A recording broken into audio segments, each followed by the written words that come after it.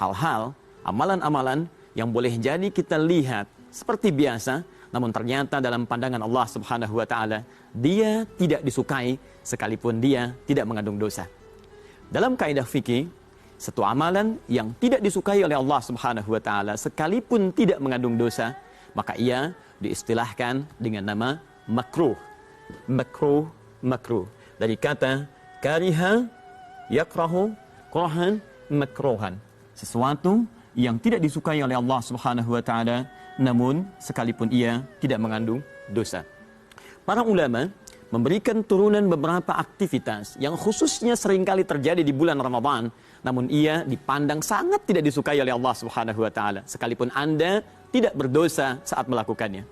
Pertama, disebutkan dalam hadis riwayat Al-Baihaqi di kitabnya Syu'abul Iman di bagian ketiga, kita lihat di nomor hadis 1437 adalah amalan yang disebut dengan tidur. Banyaknya tidur di hari-hari Ramadan yang seringkali dilakukan oleh sementara orang dipandang oleh ulama sebagai bagian yang makruh. Sementara orang berdalih disebutkan dalam hadis ini mengambil satu riwayat dari Sulaiman bin Amr an-Nakhai menyebutkan dari Rasulullah sallallahu alaihi wasallam, niyamus shaimi ibadatun. Tidurnya orang puasa adalah ibadah. Saudaraku, penting Anda ketahui bahwa kualitas hadis ini dinilai oleh para ulama hadis sebagai kualitas yang sangat sekali lemah. Bahkan ada sebagian ulama yang menyebut perawinya bernama Sulaiman bin Amr an-Nakhai sebagai seorang pendusta, sehingga hadisnya disebut dengan hadis maudhu', hadis palsu yang tertolak.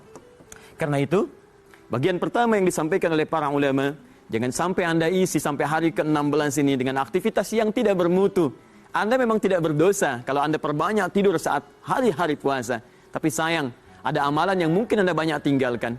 Peluang untuk tilawah, peluang untuk berzikir, peluang untuk berinteraksi dalam kebaikan. Maka jika Anda isi dengan banyak tidur, dosa tidak diraih, tapi Anda tidak mendapatkan cinta Allah Subhanahu wa taala di dalamnya.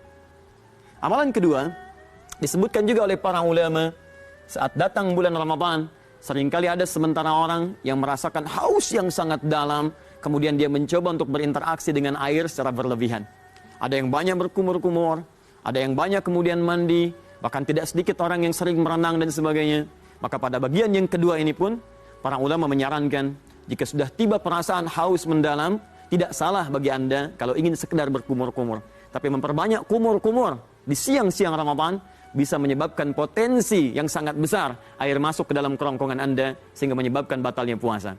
Karena itu, bagian kedua, para ulama memandang banyaknya kumur-kumur atau interaksi dengan air yang berlebihan itu bisa menyebabkan hal yang tidak disukai oleh Allah Subhanahu wa taala saat Anda mengerjakan yang demikian.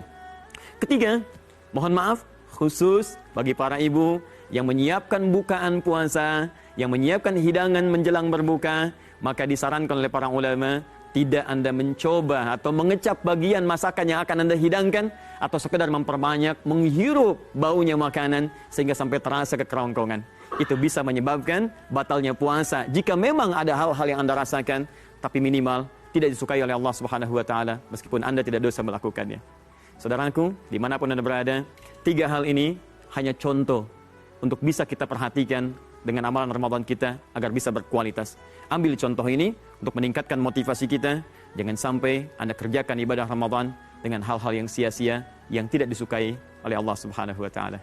Assalamualaikum warahmatullahi wabarakatuh.